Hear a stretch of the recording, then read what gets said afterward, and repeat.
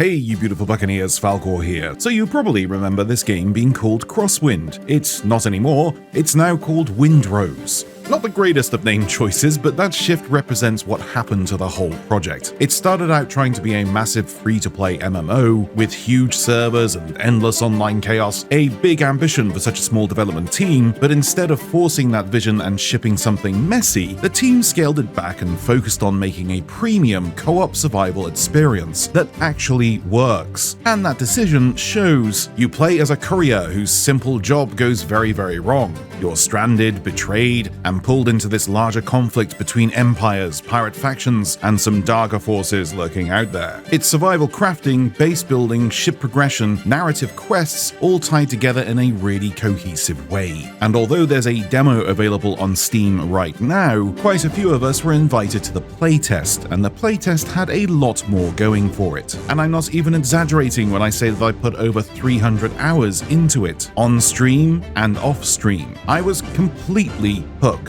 The playtest had way more progression than the public demo, multiple ship classes, 2 additional biomes, proper boss fights, and the ability to sail off the edge of the map into entirely new regions. The only one available during the playtest was Tortuga, basically the higher tier trade hub where you go to buy advanced resources and gear. It felt like finally reaching the pirate big leagues. That sense of scale when you realize the world didn't just stop at the border is incredible. The demo that's out right now has fewer systems compared to the playtest, but it's noticeably more polished. Combat feels tighter, movement is smoother, systems feel refined, and with early access promising even more content than we saw in the playtest, that's the exciting part. This is the kind of game that makes you log off and then lie in bed planning how you're going to sail to a new region, just to build the most ridiculous over-the-top base imaginable. And speaking of building, I'm not going to put this lightly, but I've practically played every base building game out there, and the base building in Windrose is immaculate. I'm not even joking, the pieces just fit. They snap together in ways that make sense. You can actually create what's in your head without fighting the system. There's none of this, you can't put those stairs there because there's a post nearby or anything like that. You can just place anything anywhere,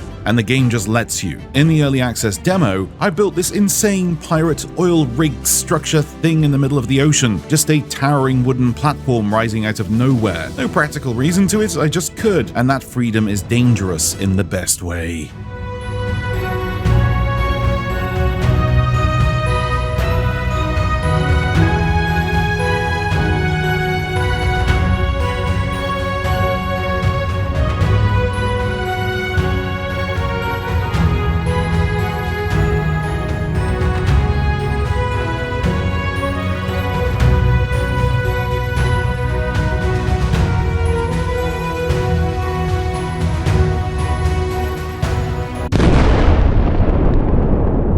Now let's talk about the ship combat, because this is where things get special. If you love the naval combat in Assassin's Creed Black Flag, you're going to feel right at home. It has that same energy, lining up broadsides, managing angles, committing to fights that feel cinematic and heavy. And while the demo doesn't show it yet, the playtest had massive boss-style ships to hunt down. Proper this is bigger than you and wants you dead encounters, the kind of ships that feel like endgame targets. And yes, potentially commandeering these ships to make them your own. That's part of the progression loop. It scratches that exact Black Flag itch. Unlike other, big, pirate titles that didn't deliver, one that I made a very bad call on, and, you know, I'm only human, I make mistakes.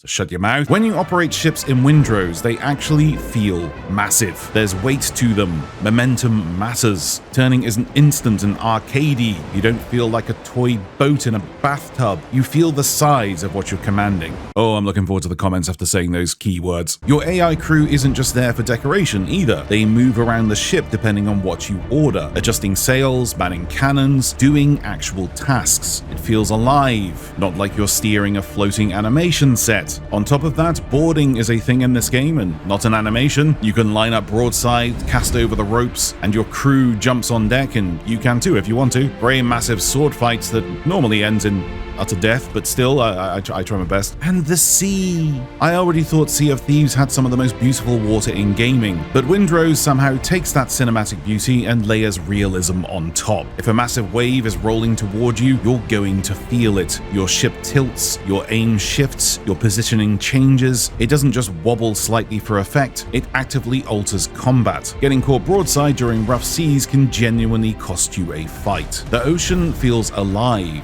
dangerous, physical.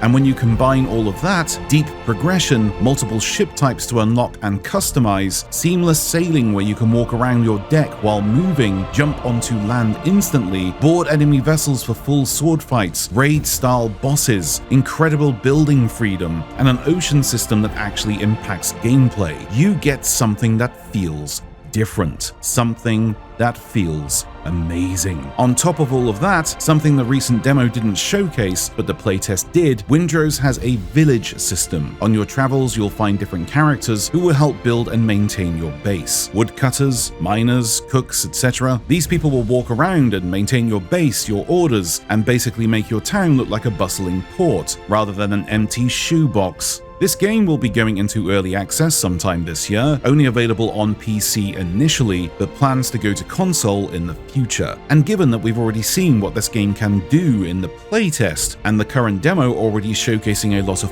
polish, this game isn't surviving on hype. We already know it's good. The hype train already arrived, and nobody wants to get off. And given that Sea of Thieves is not exactly in a place where content can be rolled out at a substantial rate, because, quite frankly, there's no content, I am pleased to announce that Windrose will be my secondary game on this channel. I'll be following the development process throughout its early access phase, discussing patches, upcoming changes and map expansions, new ship types, changes to the story, classes, and everything else, alongside keeping up with what's hot or not with Sea of Thieves. So if you're a pirate lover like myself and want to see more, slap that like button and consider a sub, and I'll speak to you all very soon. Happy sailing.